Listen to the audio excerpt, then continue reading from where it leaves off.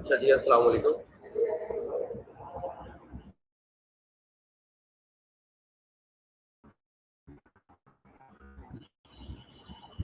अच्छा, कल हमने डिस्कस कर लिया था ट्रांसफर ऑफ प्रॉपर्टी में, इम्पोर्टेंस अलग पढ़ ली थी। कल की क्लास में से अगर किसी को कुछ पूछना है तो पूछ लें, वरना फिर हम आगे कंटिन्यू करते हैं, आगे स्टार्ट करते हैं।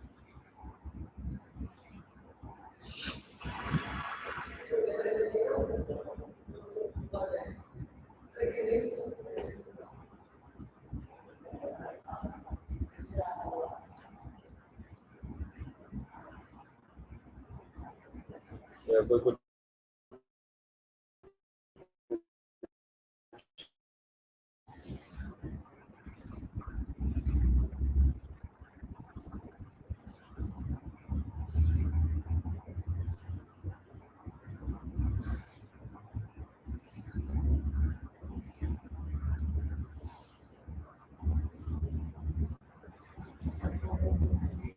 अच्छा जी, एक सवाल है।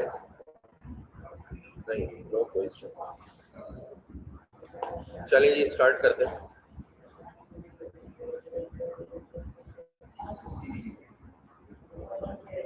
अच्छा, कल हमने तमाम रूल्स वगैरह डिस्कस कर लिए थे कि क्या क्या रूल्स होते हैं। बहरहाल हमें लॉ ने, हमने कल ये बात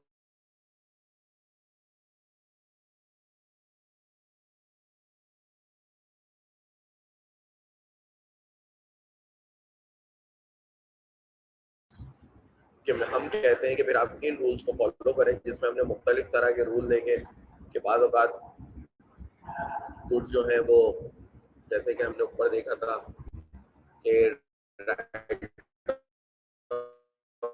रिजर्वेशन अगर वो अपने पास रख लेता है या दूसरी कोई भी चीज, इस तरह की हमने बहुत सी बातें देखी। अब हम बात करते हैं rule of transfer of title on sale. देखिए, ट्रांसफर ऑफ टाइटल का मतलब ओनरशिप, ठीक है, कि कौन जो है वो ओनरशिप ट्रांसफर कर सकता है। तो इसके लिए देखिए, एक ये जो पूरा आप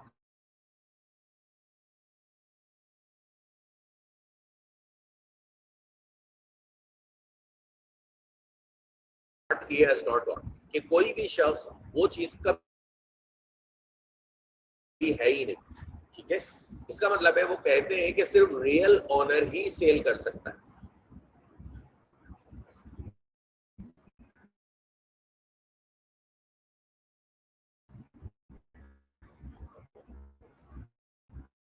ठीक है, रियल ऑनर ही जो है वो सेल आउट चीजें कर सकता है।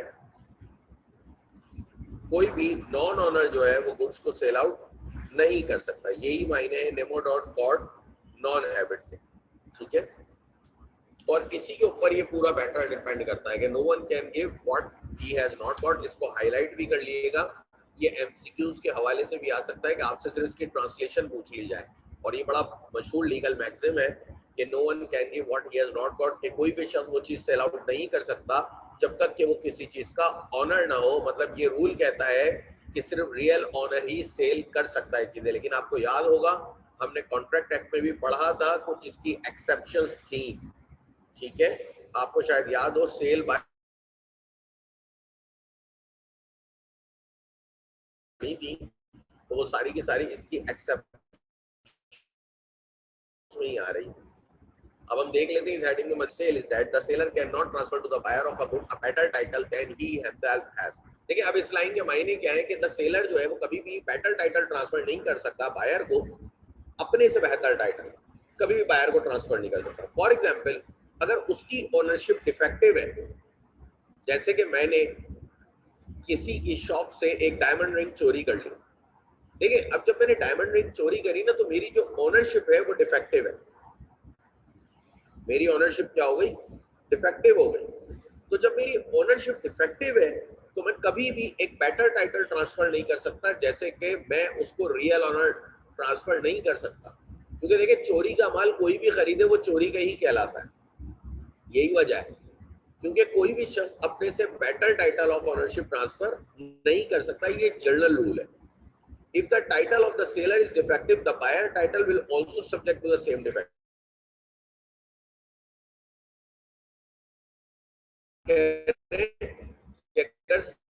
इफेक्टिव है, सेलर ने चोरी की चीज आप ला के पाग नहीं हो जाएगा, वो उधर पर भी चोरी का ही रहेगा, ठीक है, वो उधर भी किसका रहेगा, चोरी का ही रहेगा।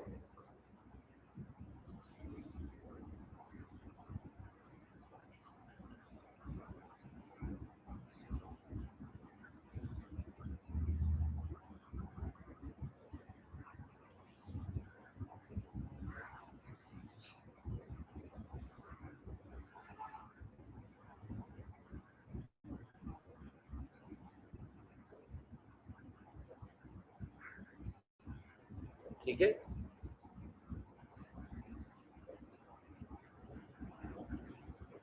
ये वॉइस प्रॉब्लम शफीक साहब आपको भी फील हो रहा है या ये सिर्फ स्टूडेंट्स को फील हो रहा है?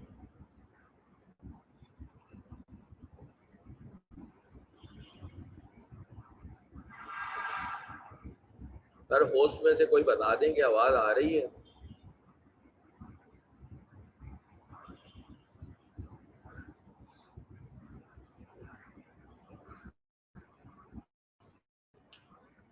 बताइए।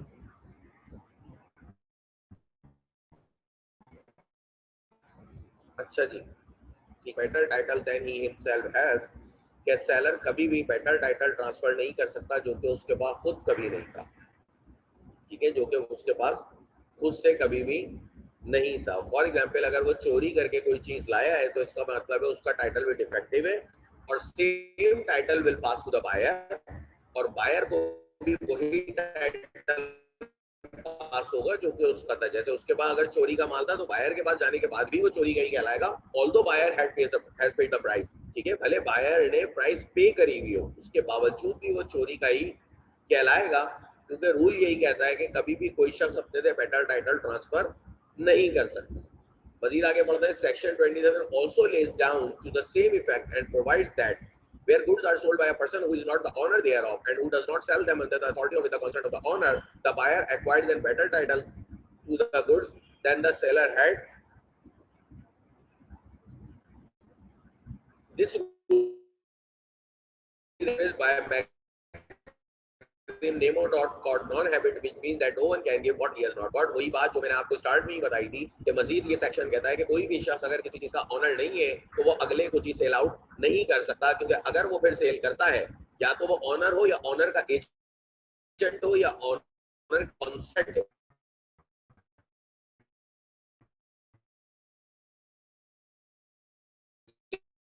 दावा कोई भी चीज सेल आउट करता है तो इसका मतलब नहीं था, ठीक है, बात समझ में आ रही है कि अगर कोई भी शख्स विदाउट ऑनरशिप कोई भी चीज सेल आउट करता है तो वो हमेशा डिफेक्टिव टाइटल ही सेल आउट करेगा क्योंकि वो ऑनर नहीं था।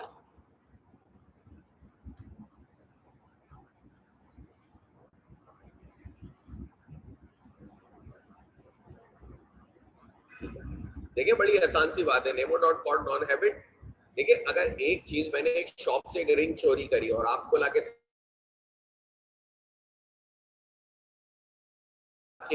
वो रिंग जो है ठीक हो जाएगी, चोरी की नहीं रहेगी, चोरी की ही रहेगी ना, क्योंकि ऑनर ही नहीं था। लॉ यही कहता है कि जो शख्स ऑनर नहीं है वो सेल आउट नहीं कर सकता, क्योंकि सेलर कभी भी अपने से बेटर टाइटल ट्रांसफर नहीं कर सकता।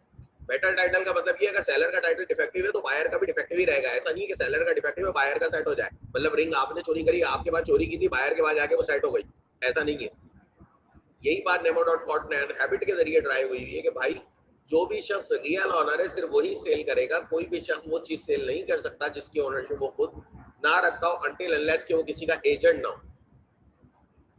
मजीद आगे बढ़ते हैं, the journal rule AIIMS at protecting the interests of the true owner and it is deemed necessary in the larger interest of society, so if a thief disposes of a stolen property, ये वही बातें लिखी हुई हैं जो मैंने आपको बताई हैं कि if a thief disposes of the stolen property the buyer acquires no title though he may purchase the goods bona fide for value, कि भले आप उसको पैसे भी दे दें, जैसे कि मैंने आपको रिंग की एग्जांपल दी कि अगर मैं आप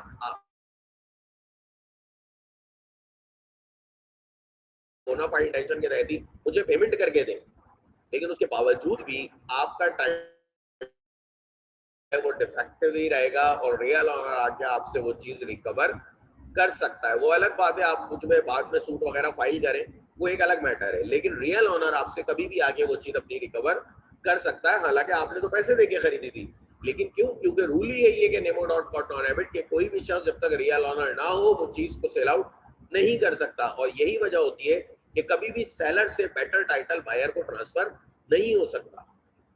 ठीक है जी। लेकिन कुछ इसकी एक्सेप्शंस भी हैं। एक्सेप्शंस क्या है? ये रही, transfer of title by non owner कह लें या सेल बाय नॉन ऑनर कह लें, एक ही बात। ठीक है, भले आप transfer of title by non owner के या सेल बाय नॉन ऑनर के, एक ही बात है। इसके बाय मर्केंटाइल एजेंट, आपको पता है मर्केंटाइल एजेंट आपकी गुड्स को सेल आउट भी कर सकता है आपके बिहाफ पे, उस पे उसको प्लेज वगैरह भी करा सकता है, सारी चीजें करा सकता है। ठीक है, आपके बिहाफ पे वो चीजों को सेल आउट कर सकता है। तो अगर मर्केंटाइल एजेंट जो है वो आपका अपॉइंटेड एजेंट है, वो आपके बिहाफ पे चीजों को सेल आउट कर रहा है, ठीक है, तो वो तो आपकी नॉन ऑनर नहीं हुई, वो तो आपको अथॉरिटी दे दी गई। लेकिन यहाँ पे लिखा है an unauthorise sale by the mercantile agent, के आपने जो उसको ऑथराइज किया था वो तो अलग चीज है, वो तो उसमें फिर एजेंट के उस पर आ गया। लेकिन अनऑथराइज की जो चीज आपने ऑथराइज नहीं करी, अगर मर्केंटाइल एजेंट वो सेल करता है तो भी बेटर टाइटल ट्रांसफर हो जाता है। किस तरह? देखिए, अब mercantile agent means an agent having in the customary course of business as such agent authority either to sell goods or to consign goods for the purpose of sale or to buy or raise money on the security of goods. Thus, as a rule, a mercantile agent having an authority to sell goods conveys a good title to the buyer. But by virtue of this provision, a mercantile agent can convey a good title to the buyer even though he sells goods without having any authority from the principal to do so, provided the following conditions are satisfied. कह रहे हैं कि ठीक है, एक तो customary course है, business है, कि एक कस्टम है, एक ट्रेडिशन है कि मर्केंटाइल एजेंट आपके बिहाफ पे चीजों को सेल आउट करता है, तो वो तो बेटर टाइटल नॉर्मली ट्रांसफर करता ही करता है। लेकिन ये तमाम बातें हो रही है ऑथराइज सेल की, जो आपने उसको ऑथराइज की हुई है कि हाँ भाई ये चीज तुम सेल आउट कर सकते हो। बात है अगर mercantile agent non authorise sale कर देता है, अनऑथराइज सेल कर देता है, सॉरी, अगर मर्केंटाइल एजेंट कोई अनऑथराइज सेल करता है तो कैसे बेटर टाइटल ट्रांसफर होगा? अगर ये कंडीशंस जो कि नीचे दी गई हैं सेटिस्फाई हो रही होंगी तो ही बेटर टाइटल ट्रांसफर हो सकता है, अदरवाइज बेटर टाइटल ट्रांसफर नहीं हो सकता। क्या क्या कंडीशन है? 3 कंडीशन है। पहली क्या आ गई? He should be in possession of goods or document of title to the goods in his capacity as mercantile agent and with the consent of the owner. पहली तो आ गई कि उसके पास डॉक्यूमेंट्स होना चाहिए टाइटल ऑफ ओनरशिप के, या उसके गुड्स पोजीशन में होनी चाहिए with the consent of owner, owner के कंसेंट से। ऐसा ना हो कि वो ऑनर के तिजोरी में से डॉक्यूमेंट्स चोरी करके अपने पास ले आया हो, नहीं, ऑनर के कंसेंट से अगर उसके पास टाइटल ऑफ ऑनरशिप के डॉक्यूमेंट्स है या उसके पास पोजीशन है गुड्स का, तो एक कंडीशन सेटिस्फाई हो रही है। दूसरी क्या है? he should sell the goods while acting in the ordinary course of business. वो एक ऑर्डिनरी जो नॉर्मल रूटीन है बिजनेस की, उसी में गुड्स को सेल आउट करें। नॉर्मल रूटीन है। फॉर एग्जांपल, आप एक कैटेगरी के राइस सेल आउट करते थे, लेकिन कुछ वक्त के लिए आपने उससे सेल स्टॉप करा दी थी कि यार जनवरी के महीने में नहीं बेचना, लेकिन फिर भी उसने जनवरी में बेच दिया, तो इसका मतलब ये उसने एक अनऑथराइज सेल करी है। लेकिन इस अनऑथराइज सेल का क्या है? नॉर्मल आपका रूटीन ट्रांजेक्शन है, आप सेल आउट करते थे, वो तो आपने बीच में स्टॉप करवाई थी। C, the buyer act in a good faith without having any notice at the time of the contract that the agent has no authority to sell. Buyer के नॉलेज में ये बात नहीं होनी चाहिए कि एजेंट के पास इस चीज को सेल आउट करने की अथॉरिटी नहीं है। ठीक है, मतलब बायर की इंटेंशन ऑलवेज बोनाफाइड रहनी चाहिए कि उसके बाद उसके नोटिस में भी ये बात ना हो कि इस शख्स के पास ये अथॉरिटी नहीं है। अगर उसके नोटिस में आ जाती है तो फिर ये बेटर टाइटल ट्रांसफर नहीं होगा, क्योंकि देखें अगर नोटिस में एक बात आ गई कि इस शख्स के भाई अथॉरिटी नहीं है और फिर भी आप वो चीज खरीद रहे हैं, तो इसका मतलब है आपकी इंटेंशन अब बोनाफाइड नहीं है, अब मेलाफाइड इंटेंशन हो गई। ठीक है, तो इसी वजह से एक बोनाफाइड परचेजर होना चाहिए, हमेशा एक बोनाफाइड बायर होना चाहिए जिसके नोटिस में भी ना हो कि इस शख्स हो। तो तीनों कंडीशंस क्या होती हैं? एक तो आपके पोजीशन में गुड्स हो या डॉक्यूमेंट आपके पास हो ओनरशिप का, with the consent of owner, के ऑनर के कंसेंट से। दूसरी बात, जो आप गुड सेल आउट करेंगे वो ऑर्डिनरी कोर्स ऑफ बिजनेस में सेल आउट करेंगे, एक नॉर्मल रूटीन बिजनेस करेंगे।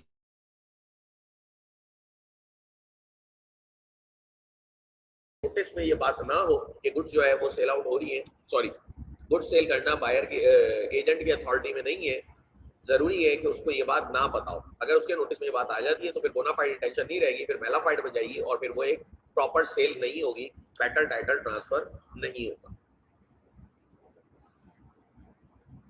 देखिए स्टॉपल प्रिंसिपल मैंने आपको पहले भी बताया था कि जब भी किसी को किसी फैक्ट से डिनाई करने से रोका जाए तो फिर अगर कोई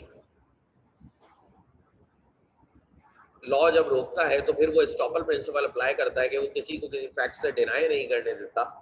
ठीक है, तो ये स्टॉपल प्रिंसिपल अप्लाई करता है और यही स्टॉपल होता है। तो transfer of title bye estoppel, estoppel के थ्रू भी ट्रांसफर हो जाता है।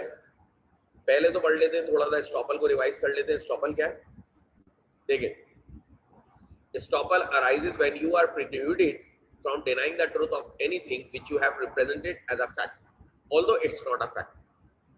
अगर आपने कोई चीज एज अ फैक्ट प्रेजेंट की और बाद में आप उससे डिनाई कर रहे हो तो उस डिनाई से रोकने का नाम स्टॉपल है कि उसको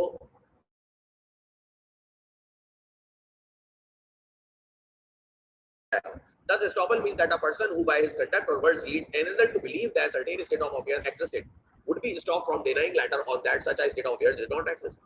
कि कोई भी शख्स अपने कंडक्ट से या एक्सप्रेस करे या कोई भी अपने वर्ड से एक्सप्रेस करे या अपने कंडक्ट से ऐसी चीज करे जिससे लगे कि कोई चीज एग्जिस्ट करती है, कोई मामला एग्जिस्ट करता है लेकिन दर हकीकत वो ना करता हो। जैसे कि फॉर एग्जाम्पल आपने देखा होगा अगर किसी कार के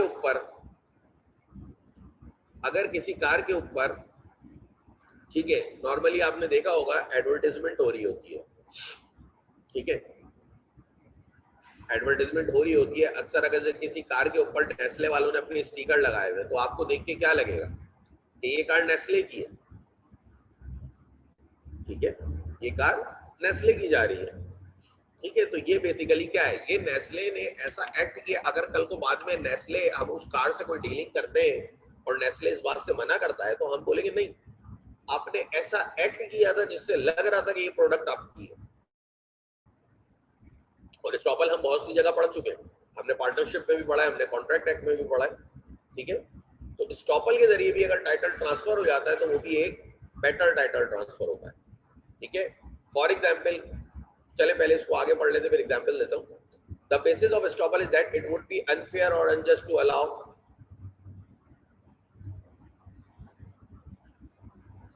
a party to depart from a particular state of affairs which he has permitted another person to believe to be true. Sometimes the doctrine of estoppel may stop or preclude the true owner from denying seller's right to sell the goods, and thus an innocent buyer may have a good title despite the want of authority of the seller. When the true owner of the good by his conduct or word or by any act or omission leads the buyer to believe that the seller is the owner of the goods or has the authority to sell them, he cannot afterwards deny the seller's authority to sell. The buyer in such a case get a better title than that of a seller. In reference of sale to sale of goods, stop may arise in any of the following ways. ठीक है,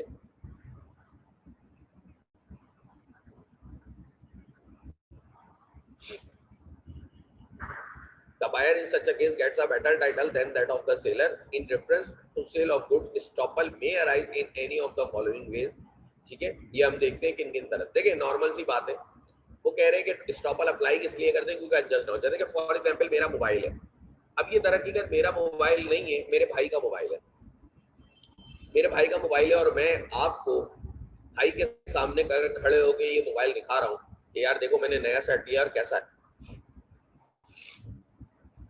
आपने बोला अच्छा है, ठीक है, सारी चीजें। मेरा भाई चुपचाप खड़ा है और कल को मैं ये सेट आपको सेल आउट कर देता हूँ और आज जाके मेरा भाई अगर आपको बोलेंगे नहीं जनाब वो तो उसने वो सेल नहीं कर सकता, आपके पास बेटर टाइटल नहीं किया, आपके पास डिफेक्टिव टाइटल है, तो नहीं जनाब। ठीक है,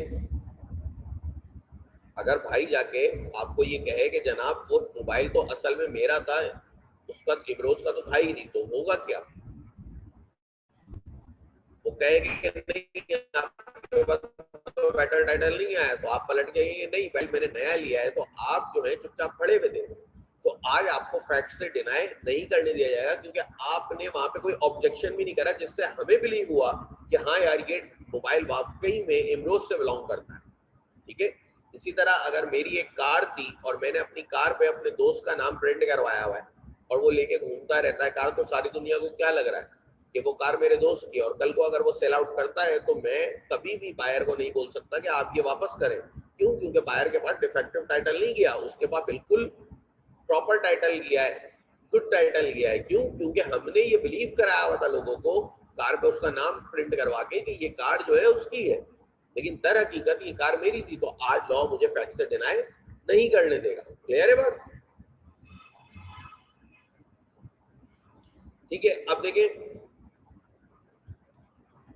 कुछ वेज इसमें लिखे हुए जो कि आप चाहें तो पढ़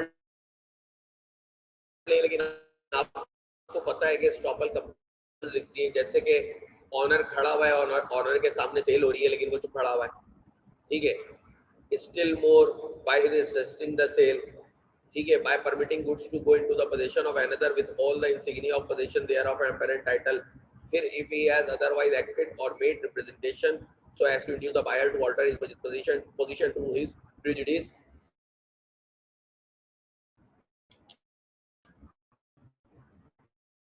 ठीक है, तो ये चार तरीके, इनको क्या मतलब है, वरना मैं कल की क्लास में ये डिस्कस करा दूंगा आपको। ठीक है, बड़े आसान आसान से, एक में ऑनर इंसिस्ट कर रहा है, एक में जो है वो खड़ा हुआ है सामने। ठीक है, ये तमाम है।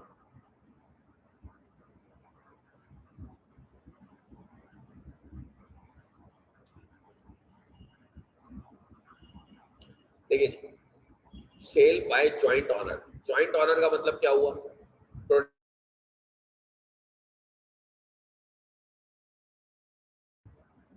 प्रोडक्ट एक है, ऑनर एक से ज्यादा है। If one of several joint owner of goods has the sole possession of them by permission of the co-owners, the property in the goods is transferred to any person who buys them from such joint owners in good faith without notice of the fact that the seller has no authority to sell. It may be noted that in the absence of this provision, the buyer would have obtained only the title of the co-owner and would have become merely a co-owner with the other co-owners. Hence, the provision constitutes an exception to this to the rule. No one can give what he has not got.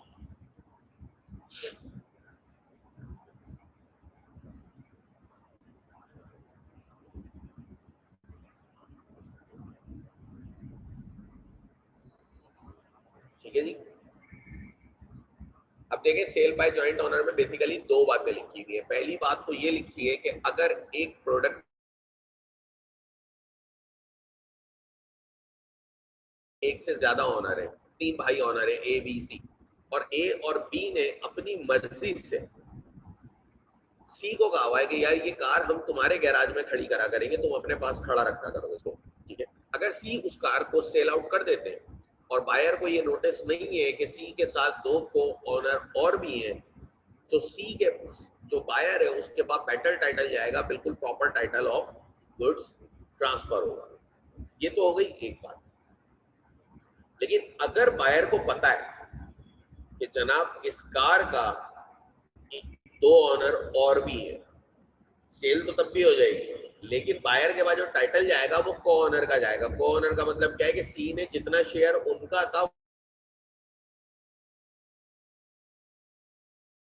Buyer जो है वो को honour बन जाएंगे ए और B के साथ, सी को रिप्लेस करके। ठीक है, बायर को ऑनर ए और बी के साथ सी को रिप्लेस करके। क्लियर है सर?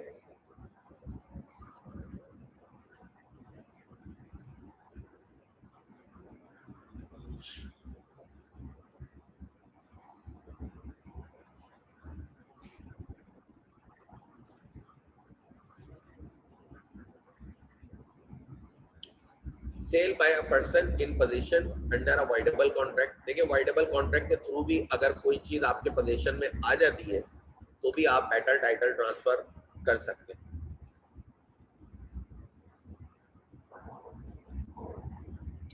बायर का टाइटल सी की जगह तब रिप्लेस होगा अगर बायर को पता है कि सी सिर्फ को ओनर थे, अकेले चीज को सेल आउट नहीं कर सकते थे।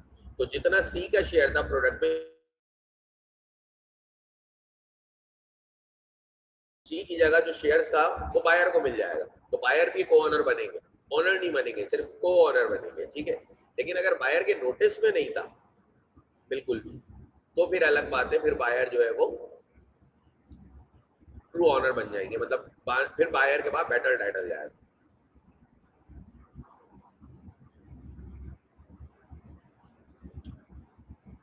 अच्छा जी, नेक्स्ट आ जाए। Seller by a person in possession under a voidable contract.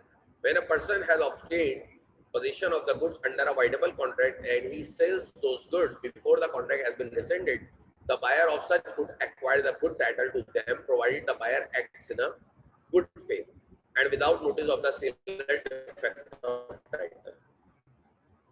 The Pakistan Contract Act also provides to the same effect when it lays down that the right to avoid a voidable contract exists only so long as the interest of a third person have not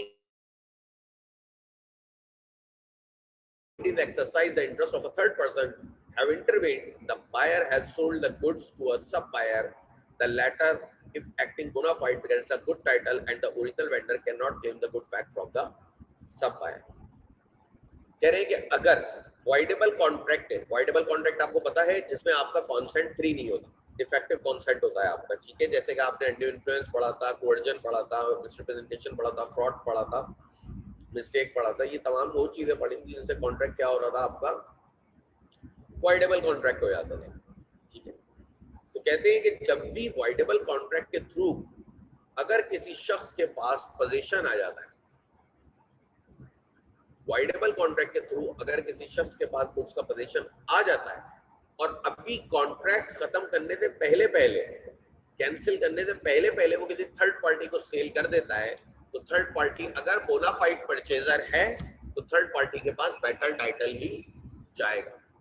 अगर bonafide purchaser थी तो third party के पास better title ही जाएगा। किस तरह से?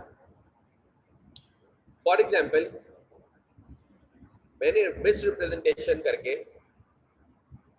ठीक है, मैंने मिसरिप्रेजेंटेशन करके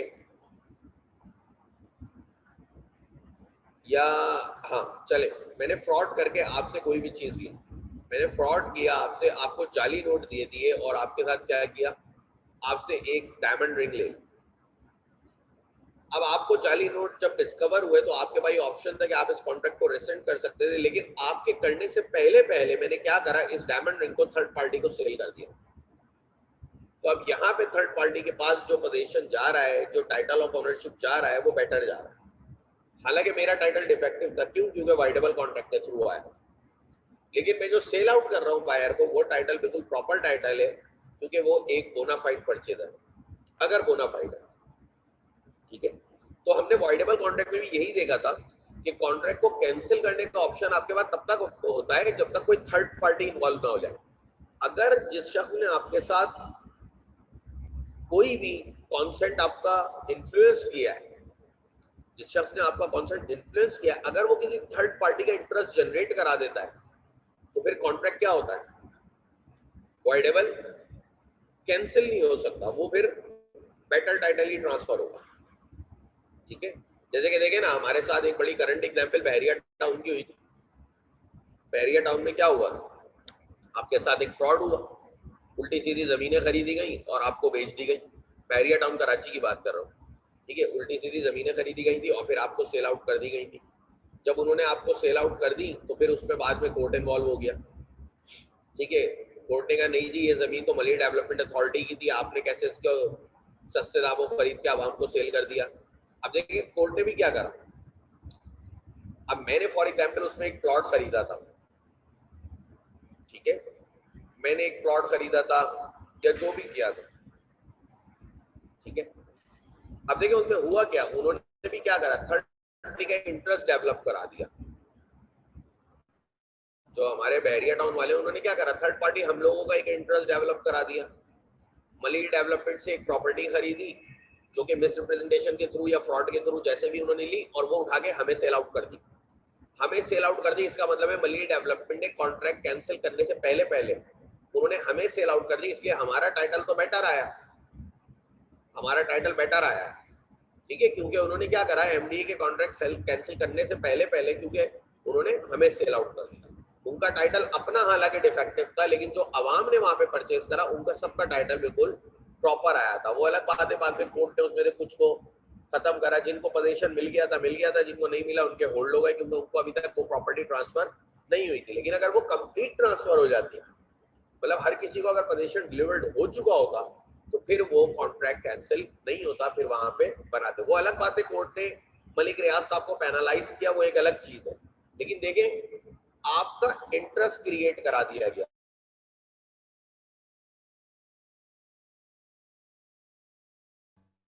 और ये कि हम वॉइडेबल कॉन्ट्रैक्ट करते हैं कि खासकर प्रॉपर्टी आप करके प्रॉपर्टी खरीद लेते और इससे पहले कि अगले को पता चले या कोई और आए, हम थर्ड पार्टी का एक इंटरेस्ट क्रिएट करा देते हैं। वो कराते ही इसीलिए कि अब ये कैंसिलेशन ना हो पाए। फ्रॉड का सूट फाइल हुआ ना, उन पे डैमेज भी क्लेम हुआ, उन पे पेनल्टी लगी ना, पेनल्टी लगी थी उन पे, बहरिया टाउन कराची में पेनल्टी लगी थी। ठीक है, सारी चीजें हुई, लेकिन कहने का मतलब क्या है, कहने का मतलब यही है कि एक वॉइडेबल कॉन्ट्रैक्ट के थ्रू, कहने का मतलब क्या है कि एक वाइडेबल कॉन्ट्रैक्ट के थ्रू ही उन्होंने चीज हासिल करी और आवाम को सेल आउट कर दी।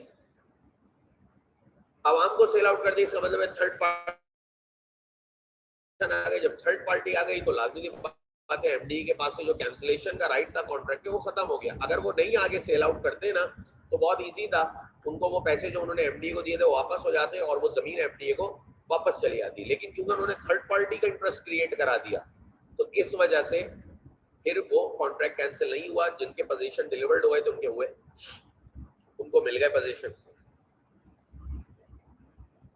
इसी तरह अगर मैं कोई रिंग है, आपको जाली नोट देके डायमंड रिंग परचेस करता हूँ और आगे मिस्टर सी को सेल आउट कर देता हूँ और मिस्टर सी जो है, मिस्टर सी को सेल आउट कर देता हूँ आपके कॉन्ट्रैक्ट कैंसिल करने से पहले पहले, तो मिस्टर सी जो एक बोनाफाइड परचेजर है, उनका टाइटल बिल्कुल प्रॉपर है, उनको आप क्लेम नहीं कर सकते।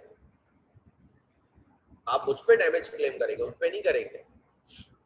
मजीद लिखा है, it is to be noted that this section 20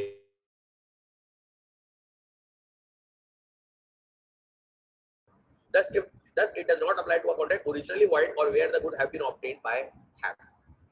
देखिए अब ये बात क्या कह रहे हैं, ये कह रहे हैं ये भी याद रखिएगा कि ये जो सेक्शन है ये सिर्फ वॉइडेबल कॉन्ट्रैक्ट पर अप्लाई होगा, उस कॉन्ट्रैक्ट पर अप्लाई नहीं होगा जो कि वॉइड था ओरिजिनली, मतलब वॉइड एब इनिशियो था। जैसे फॉर एग्जांपल आपने कोई चीज चोरी करी है किसी के पास से, आपने किसी का मोबाइल स्नैच किया है, तो ये तो कॉन्ट्रैक्ट वॉइड एब इनिशियो है, क्योंकि आपके बीच में कभी कॉन्ट्रैक्ट बना ही नहीं है।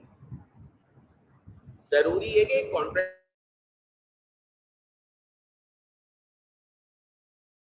कुछ कॉन्ट्रैक्ट वाइड है इनिशियो होते हैं, जैसे कि इलीगल एग्रीमेंट्स है, इलीगल कॉन्ट्रैक्ट्स है, ठीक है, वो तमाम तो है ही इनिशियली से वाइड है ना। तो अगर कोई वाइड ऐप इनिशियो था, वहां पे ये चीज अप्लाई नहीं होगी, ये चीज अप्लाई तभी होगी जब एक कॉन्ट्रैक्ट बना हो, ठीक है, और वो वॉइडेबल कॉन्ट्रैक्ट हो, मतलब जिसमें सिर्फ कॉन्सेंट इन्फ्लुएंस किया गया और बाकी सब चीजें प्रॉपर हो, सिर्फ कॉन्सेंट इन्फ्लुएंस हो। अगर आपने चोरी वोरी करके कोई चीज हासिल करी है तो वो आप सेल आउट नहीं कर सकते, उसमें बेटर टाइटल नहीं जाएगा। ठीक है, फिर इसके बाद अगला है, यहां तक क्लियर है सबको?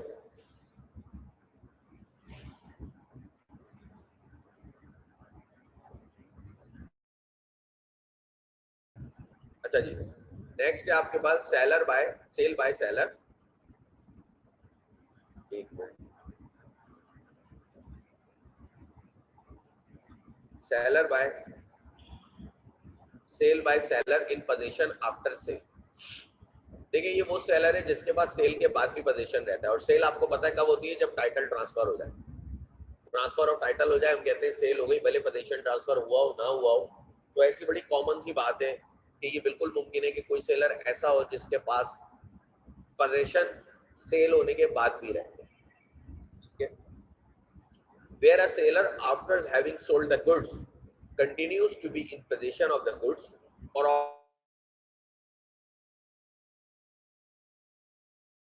sales or pledges them, ठीक है, either himself or through a mercantile agent, he will convey a good title to the buyer, or the pledgee provide the buyer, or the pledgee acts in good faith or without notice of the previous sale. For the application of this exception, it is essential that the possession of the seller must be as seller and not as hirer or bailey। ठीक है जी, कह रहे हैं कि sale by seller after position क्या होता है कि बाद औकात ऐसा है कि सेल हो गई है, ओनरशिप भी ट्रांसफर हो गई, लेकिन सेलर के पास या तो गुड्स रह जाए या गुड्स का डॉक्यूमेंट टाइटल रह जाए, मतलब उसके जो कागजात वगैरह हैं वो जिसमें ओनरशिप हो। अगर ये चीजें हैं और वो सेलर उन गुड्स को दोबारा सेल या प्लेज कर देता है, और आपका जो प्लेजी या बायर है वो एक बोनाफाइड है, इंटेंशन के साथ है, तो फिर वो एक प्रॉपर सेल होगी, उसको बेटर टाइटल ही ट्रांसफर होगा। हालांकि अगर देखें तो सेलर के पास अब ओनरशिप का टाइटल नहीं था, क्योंकि ओनरशिप का टाइटल अब कहाँ था, बायर के पास था। लेकिन हुआ ये कि सेल के बावजूद इसके पास या तो पोजीशन रह गया गुड्स का, या इसके पास टाइटल ऑफ ओनरशिप के डॉक्यूमेंट्स रह गए। ऐसी सूरत हाल में ये उसको दोबारा से करा सकता है। लेकिन ये याद रखिएगा, ये वाला रूल अप्लाई करते वक्त जरूरी है कि वो सेलर हो, हायर परचेजर या कोई बेली। तो देखिए बेली के पास भी पोजीशन तो आ जाता है ना, जैसे कि आप टेलर के पास गए, टेलर को आपने सूट सिल दिया, और ये बेलमेंट का एक कॉन्ट्रैक्ट है ना, या मैकेनिक के पास आप गए, आप बनने के लिए दी, मैकेनिक के पास गए आपने कार बनने के लिए दी।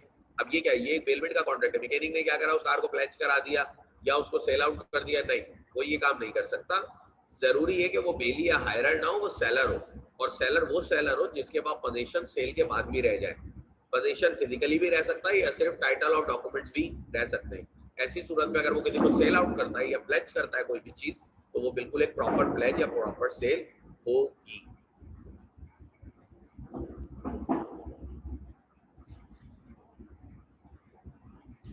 दोबारा बता देता हूँ, देखिए sale by seller in position after sale क्या होता है,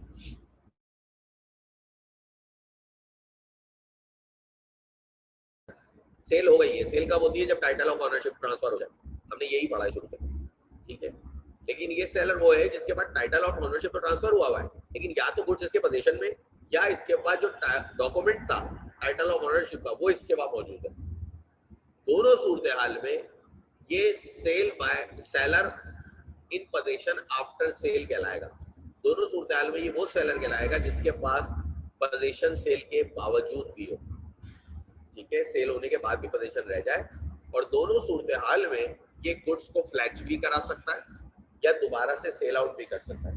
और दोनों काम में बायर जो है या प्लेजी जो है वो बोनाफाइड होंगे, तो उनके पास बेटर टाइटल जाएगा। हालांकि इसका टाइटल तो अब बेटर नहीं था ना, अब तो ये ओनर था ही नहीं, ओनर तो अब बायर था, इसके बाद तो पोजीशन था। लेकिन दोनों सूरत हाल में ये बेटर टाइटल ट्रांसफर करेगा अपने से, और नॉन ओनर बन के सेल कर सकता है दोनों सूरत हाल में, ठीक है।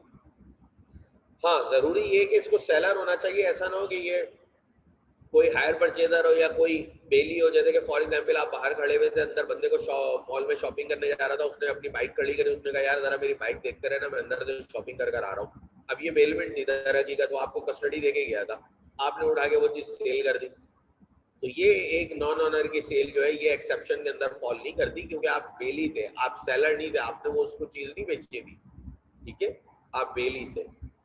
तो जरूरी है कि अगर आपने ये रूल अप्लाई करना है तो आपका सेलर होना जरूरी है। आप बेलर या हायरर नहीं हो सकते कि आपने बेली बन के किसी चीज का पोजीशन लिया और चीजें सेल करना शुरू कर दी, और लॉ कह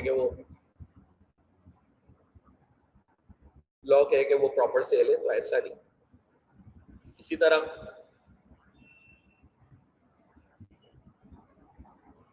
मजीद इन पोजीशन आफ्टर एग्रीमेंट होगा। बाद औकात बायर के साथ भी ऐसा ही होता है,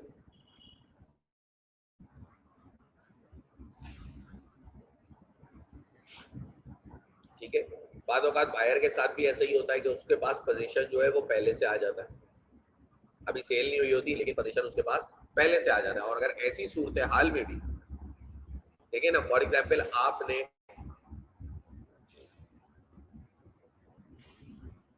एक बाइक ली, इंस्टॉलमेंट पे ली, ठीक है, आपने 3 इंस्टॉलमेंट में बाइक ली, ये हो गया एग्रीमेंट टू बाय, आपने कहा कि मैं 3 इंस्टॉलमेंट पे बाइक ले रहा हूँ, ठीक है। अच्छा, डिसाइड ये हुआ कि जब आप थर्ड इंस्टॉलमेंट पे करेंगे तब आपको सेलर जो है वो ओनरशिप ट्रांसफर करेगा, मतलब प्रॉपर्टी ट्रांसफर करेगा, टाइटल ट्रांसफर करेगा।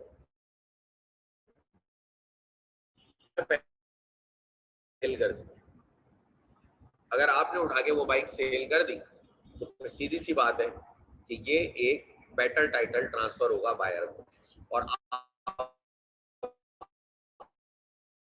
वो बायर थे जिसके पास पोजीशन सेल से पहले आ गया, और आपने सेकंड बायर को सेल कर दी, पोजीशन ओनरशिप आने से पहले पहले, तो बी सेकंड बायर को एक बेटर टाइटल ट्रांसफर होगा, उस पर क्लेम नहीं आएगा। सेलर आपके ऊपर सूट फाइल करे वो एक अलग चीज है, लेकिन अगले को एक बेटर टाइटल ट्रांसफर होगा, उससे प्रोडक्ट आप रिकवर नहीं कर सकते। ठीक है जी।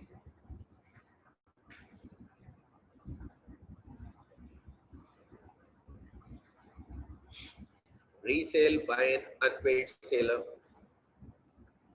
ठीक है, अनपेड सेलर वो होता है जिसकी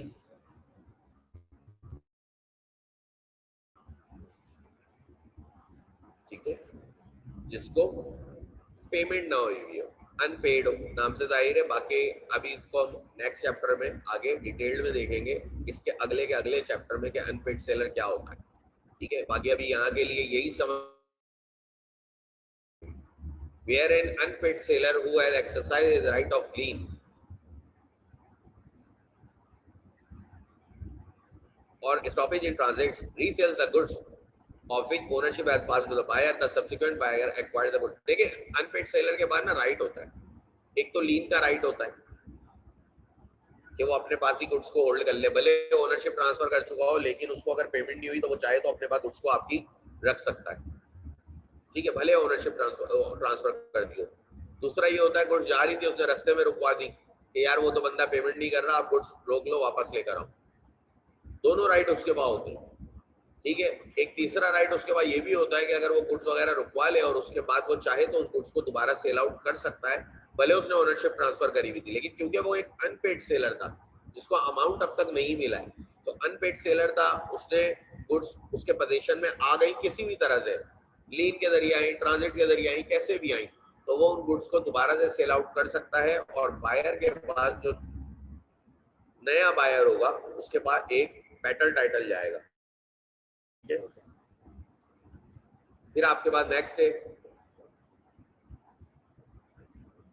एक्सेप्शन अंडर अदर एक्ट्स। अब इसकी मजीद एक्सेप्शंस थी, ये तो आपने सेल ऑफ गुड एक्ट के थ्रू देखी है, लेकिन आपको पता है कि कॉन्ट्रैक्ट एक्ट में भी इसकी कुछ एक्सेप्शंस थी। नेगोशिएबल इंस्ट्रूमेंट आप आगे पढ़ेंगे, उसके अंदर भी थी। जैसे कि इसमें देखें, पहला है sale by finder of lost of goods. आपको पता है कि फाइंडर ऑफ गुड्स भी सेल बाय नॉन ओनर में आता है और कभी कभी सेल आउट चीजें कर सकता है, लेकिन उसकी कुछ कंडीशन है, आपको अगर याद हो। ठीक है, इसी तरह पॉनी और प्लेजी ये भी नॉन ओनर होते हैं, लेकिन ये भी बाज़ औक़ात कुछ सर्टेन सर्कमस्टांसेस है जिनके ऊपर ये गुड्स को सेल आउट कर सकते हैं और वो बिल्कुल एक वैलिड सेल कहलाएगी। फिर आपका जो ऑफिशियल रिसीवर होता है, जो कि ऑनर नहीं होता, लेकिन क्योंकि कोर्ट की तरफ से आपके ऊपर कोर्ट की तरफ से आता है आपके एसेट्स वगैरह सेल आउट करने के लिए, या लिक्विडेटर आता है कंपनी की सूरत हाल में, तो वो भी जो है एक प्रॉपर सेल कर सकता है, हालांकि नॉन ओनर है। फिर इसके अलावा नेगोशिएबल इंस्ट्रूमेंट है, इसको आप डेफर कर लें क्योंकि अभी तक आपको होल्डर इन ड्यू कोर्स वगैरह नहीं पता क्या होते हैं। ये हम नेगोशिएबल इंस्ट्रूमेंट जो अगला एक्ट है हमारा उसमें हम पढ़ेंगे तो आपको ये पॉइंट क्लियर हो जाएगा। ठीक है, इसके साथ आपका ये वाला चैप्टर एंड हो रहा है। अगर इससे लिंक कोई क्वेश्चन है तो मुझसे पूछ लें, वरना हम अपना नेक्स्ट चैप्टर स्टार्ट करते हैं।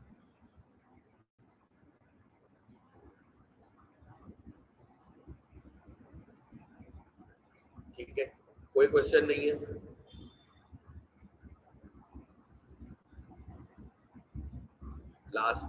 लास्ट तो नेगोशिएबल इंस्ट्रूमेंट है ना। देखिए लास्ट तो बस यही था। 6 पॉइंट समझ नहीं आया, 6 पॉइंट में बता देता हूँ।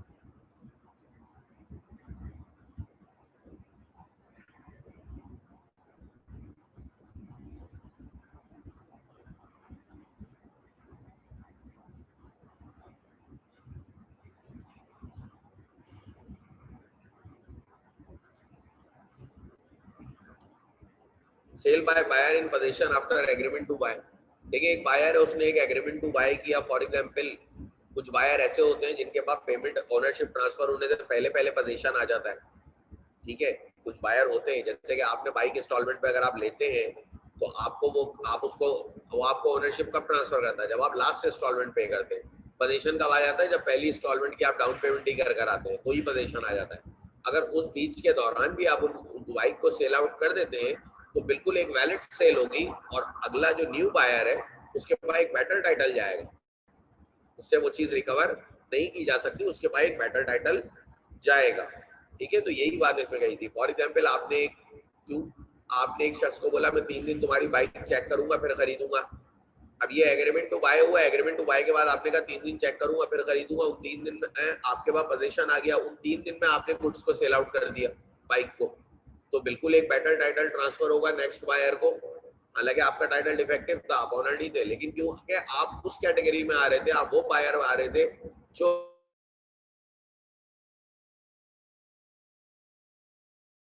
वो बायर भी गुड्स को सेल करेगा और डिफेक्टिव टाइटल ट्रांसफर नहीं होगा, प्रॉपर टाइटल होगा, लेकिन शर्त ये कि जो थर्ड पार्टी है जिसको वो सेल कर रहा है उसकी इंटेंशन बोनाफाइड होनी चाहिए। अच्छा ये भी याद रखिएगा कि इसके लिए बायर आप होने चाहिए, हायर परचेजर में हायर परचेजर के पास भी आपको पता है बाइंग का ऑप्शन होता है, लेकिन वहां पे वो उसके पास पोजीशन आ रहा है, वो एक अलग चीज है। एग्रीमेंट टू बाय सेल की ट्रांजैक्शन में ही आना चाहिए, हायर परचेज आपको पता है ना एक डिफरेंट कैटेगरी हमने पढ़ी है, तो हायर परचेज में नहीं आना चाहिए, सेल की ही कैटेगरी में पोजीशन आपके पास आना चाहिए। अगर सेल की कैटेगरी में आ रहा है तो ही आप बेटर टाइटल ट्रांसफर कर सकते हैं। ठीक है जी।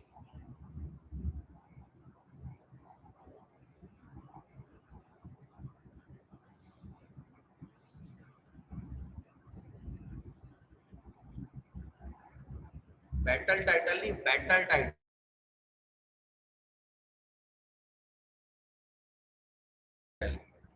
मतलब डिफेक्टिव नहीं हो जो टाइटल, उसको कहते हैं बैटर।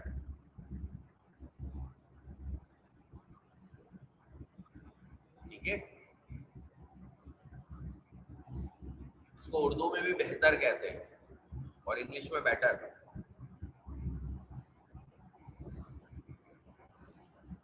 इसका मतलब है जो टाइटल डिफेक्टिव नहीं हो, मतलब उसमें किसी और का क्लेम जनरेट ना हो रहा। ठीक है जनाब।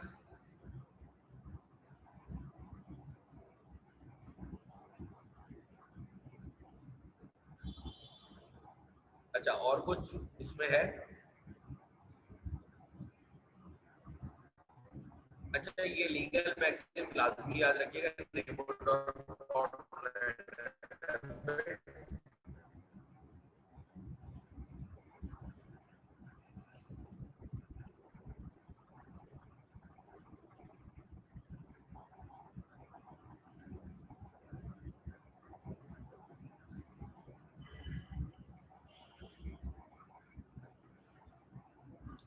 अच्छा अब थोड़ा सा हम इसको रोक के ना यहाँ पे मैं थोड़ा सा आपसे टैक्स डिस्कस कर लूं।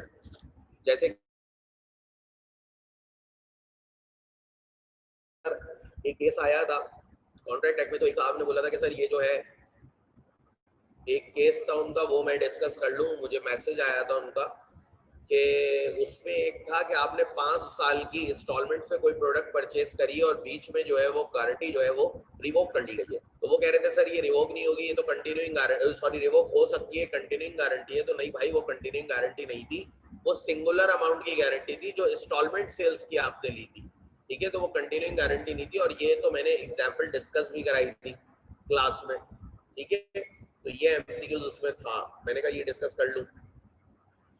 अच्छा इसको मुझे यहीं पे क्लास को स्टॉप करना पड़ेगा, वजह ये है कि मेरे पास नेक्स्ट चैप्टर की अभी स्लाइड्स बनी हुई नहीं है। ठीक है, वो मुझे बनानी पड़ेगी, तो यहाँ पे मैं स्टॉप कर दूंगा, फिर संडे को हम एक क्लास रखते हैं, वो टाइम हमारा जो शॉर्ट हो रहा है उसको हम कवर कर लेंगे, कोई मसला नहीं है। हाँ ये मैंने क्लास में भी बताया था, जो भी आपको टेस्ट में केस स्टडीज आए थे वो तमाम जो कि क्लास में बताए गए थे, और केस स्टडी को सॉल्व करते वक्त आपको सबसे ज्यादा ध्यान यही रखना होता है कि देखिए सबसे पहले जब आप कॉन्ट्रैक्ट एक्ट पढ़ लें, मैं पेपर पॉइंट ऑफ व्यू से ही बता रहा हूँ, जब आप कॉन्ट्रैक्ट एक्ट पढ़ लें ना और पेपर में आप जाएंगे तो सबसे पहले तो जो चैप्टर के नाम है ना वो आपको बिल्कुल रट्टा होने लगे हुए हो, चैप्टर का नाम आपको रट्टा लगा हुआ हो, क्योंकि जब चैप्टर का नाम आपको रट्टा लगा होगा ना तो केस को आप पहचान जाएंगे कि किस चैप्टर से आया हुआ है, तो फिर अंदर की हेडिंग तक आप पहुंचेंगे। अगर आप उसको एक स्कैटर वे में ढूंढ रहे होंगे इधर उधर तो आप नहीं पकड़ पाएंगे। 15 चैप्टर एक बहुत बड़ा पार्ट कॉन्ट्रैक्ट एक्ट का है। ठीक है, और normally case study contract act से ही आता है, केस स्टडी तो कॉन्ट्रैक्ट एक्ट से ही आता है नॉर्मली, बाकी जगहों से इतने ज्यादा केसेस नहीं आते, क्योंकि कॉन्ट्रैक्ट एक्ट में हमारे पास एक बहुत बड़ा पार्ट है केस बनाने का। इसके बाद अगर आप पार्टनरशिप एक्ट देखें, बहुत कम जगह है, बहुत कम रूम है आपके पास केस बनाने के लिए। ठीक है, तो ये चीजें हैं।